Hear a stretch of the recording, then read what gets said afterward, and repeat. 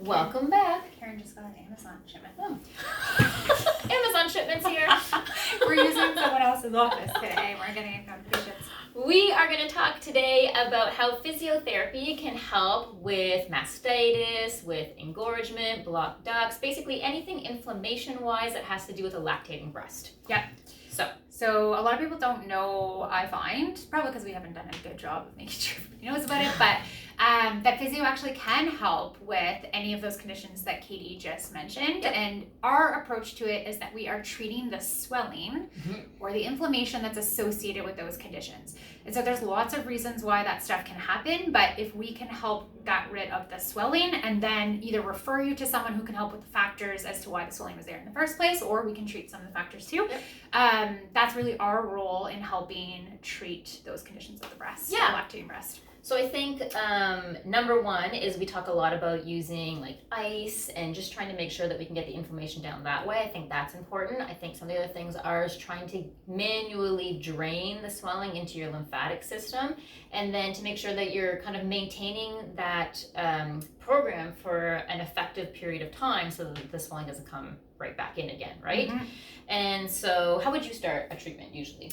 So, I mean, obviously we need to treat it because we talked about in our other video, I don't know how these are going to be posted, but you want to stop the inflammation first because that's what can give you this progression to like whole body mastitis, which is like, you know, avoiding antibiotics for any condition is always a good thing if you can at all.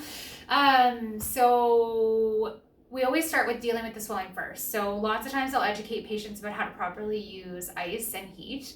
I do find there's a lot of confusion around that. So before we feed or pump or remove milk from the breast, if you're weaning and you need to take some off, heat before draining the breast is actually quite good.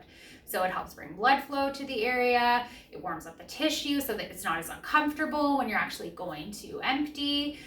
So we teach that obviously before. Again, babies aren't on a schedule and postpartum is crazy. And so sometimes you're not able to get heat on for 10 or 15 minutes before. And again, you want to use like a moist heat or a shower or a bath.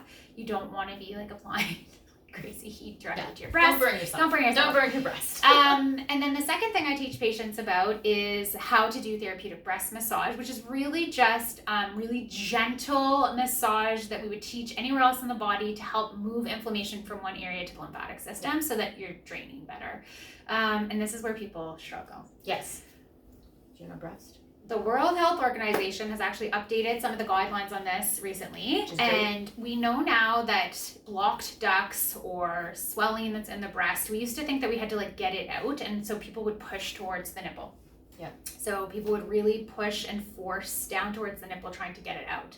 We know now that the duct is more like a straw.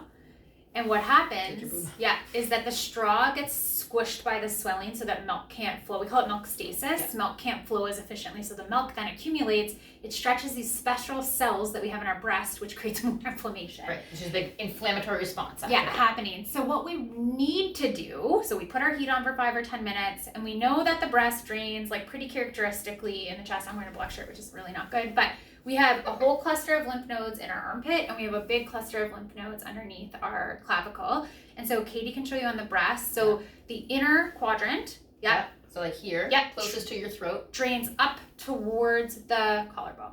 Yeah. Okay. And then the outer quadrant drains to the armpit. To the armpit. Right? And if you've been lucky enough to have some excess breast tissue in your armpit, you know. That you need to work quite high into the armpit to access all the way up into the armpit. Yeah.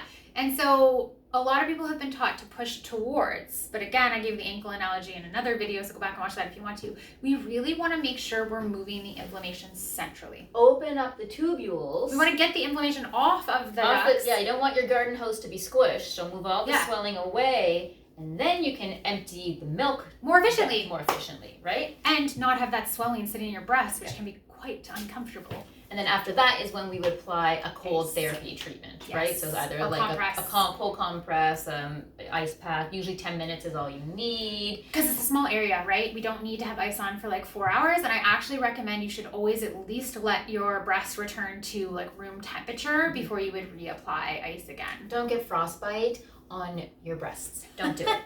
So that was a quick little 5-minute synopsis on how we treat and it works well. It I challenge you to effective. try it. Yeah. Yeah. Yeah, that's it. That's it.